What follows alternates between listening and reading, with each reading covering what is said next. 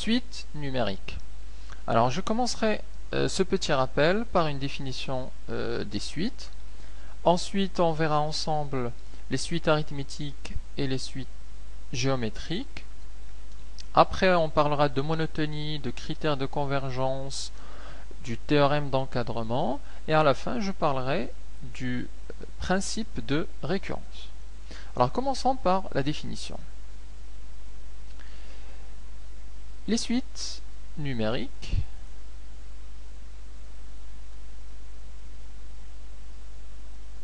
sont des fonctions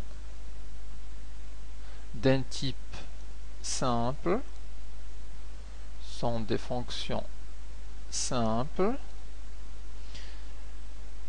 définies. Qu'est-ce qui les rend aussi simples? C'est que elles sont définies de l'ensemble N vers l'ensemble R.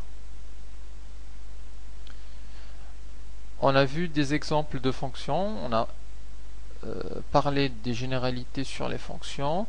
On écrirait f de x égale à par exemple 2x carré plus 5. Alors pour les suites numériques, on a simplifié en fait cette écriture puisqu'on part de n et au lieu d'écrire u de n égale à 5n carré plus 7 par exemple, on écrit simplement u indice n égale à 5n au carré plus 7. Donc pour calculer u10, on remplace le n par 10 et on calcule 5 fois 10 au carré plus 7, etc. Donc ça c'est la première. Donc, on n'écrit pas ça, u de n, mais plutôt u indice n. Alors quelques exemples.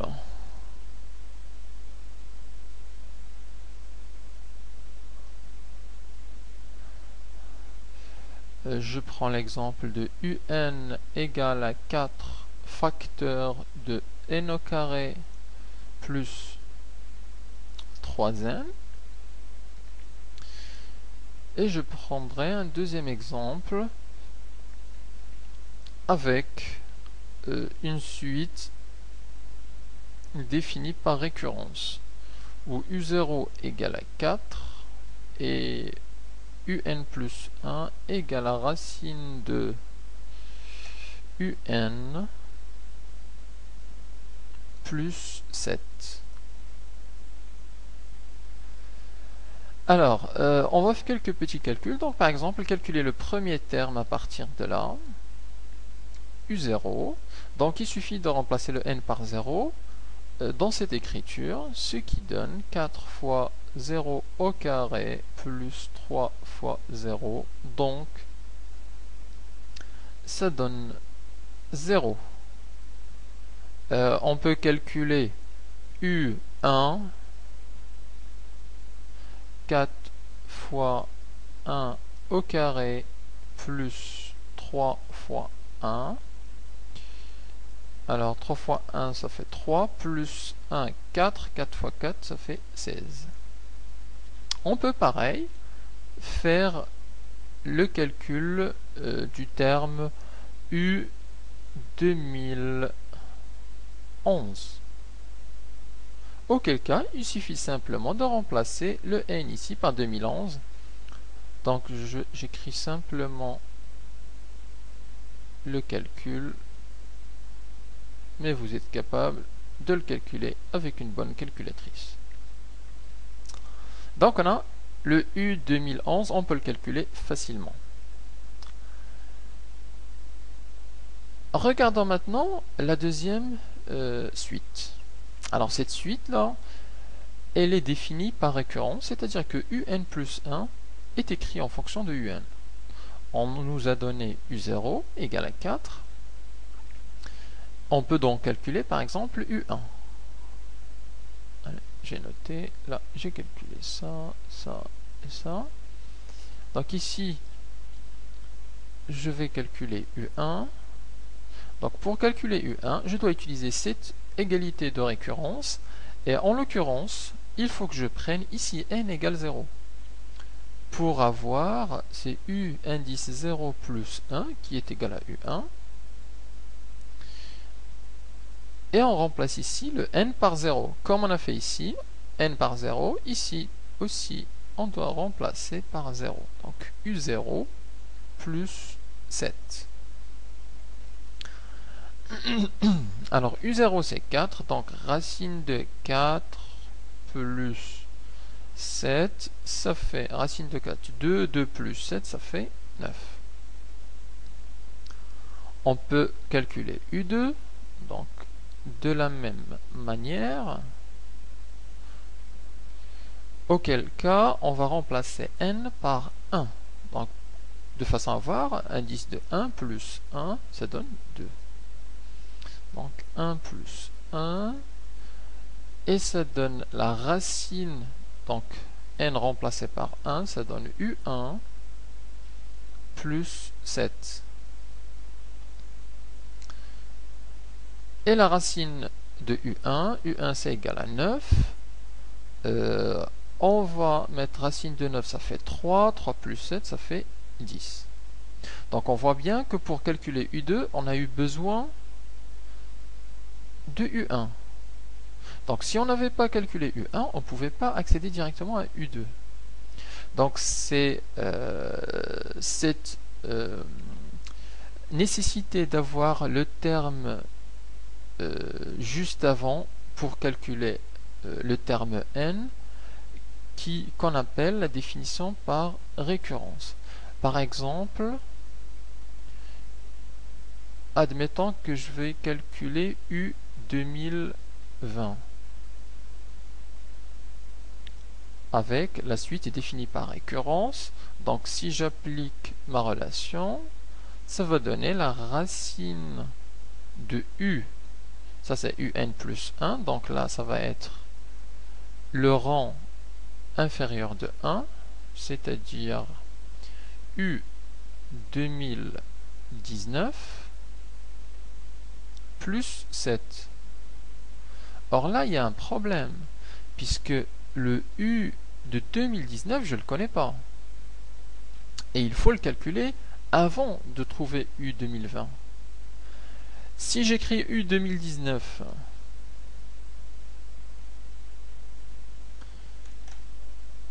c'est la même relation de récurrence. Ça va nous donner U de racine de U 2018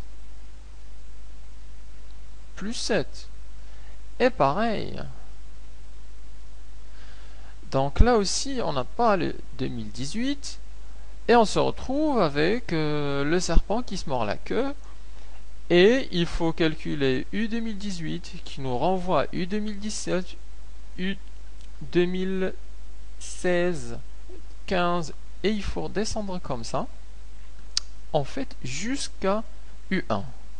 Et repartir U0, U1, U2, U3, U4, U5, U6, U7, U10, U100, U1000, U2000, U2017, U2018, ça nous permet de calculer le U2009, 2019, et c'est enfin, et à partir de ce terme-là, qu'on peut calculer U2020.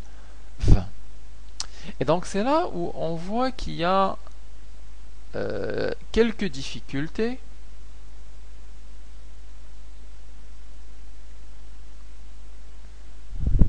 Pour ce type de suite.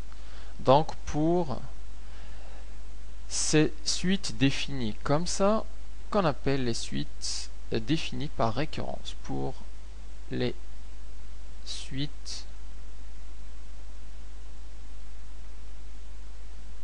définies par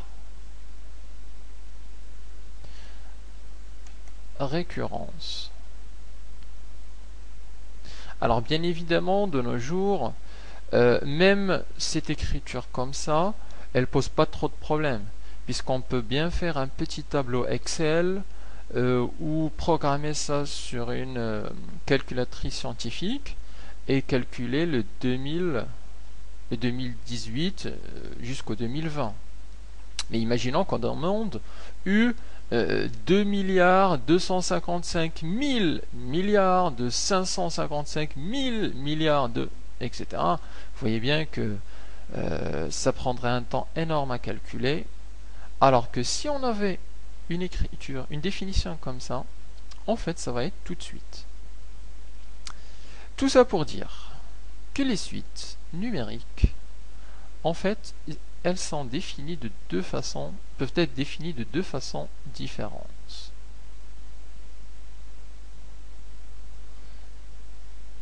Et il faut bien séparer ces deux cas dans l'esprit de chacun. Il y a les suites définies par récurrence,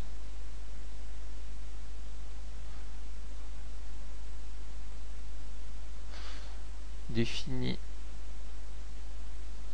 par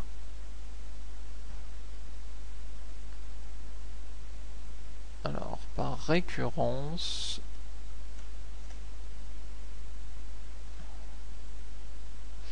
et il y a les suites définies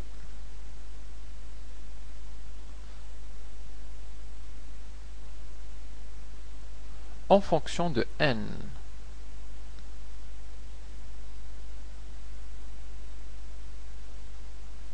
Que j'appellerai aussi définies par fonction, soit en fonction de n ou par une fonction. Donc dans ce cas-là, on a le un.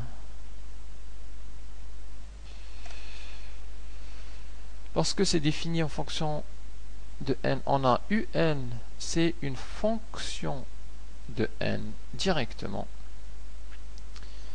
Et lorsque c'est défini par récurrence, on doit donner le premier terme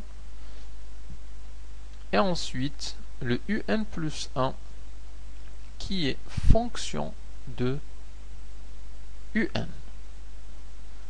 Et on a bien vu les deux exemples. Cette suite est définie en fonction de n, simplement. Celle-là, elle est définie par récurrence. Alors, une fois qu'on a bien compris cette distinction, on peut passer à des suites basiques qui sont les suites arithmétiques et les suites géométriques. Alors, on va commencer par les suites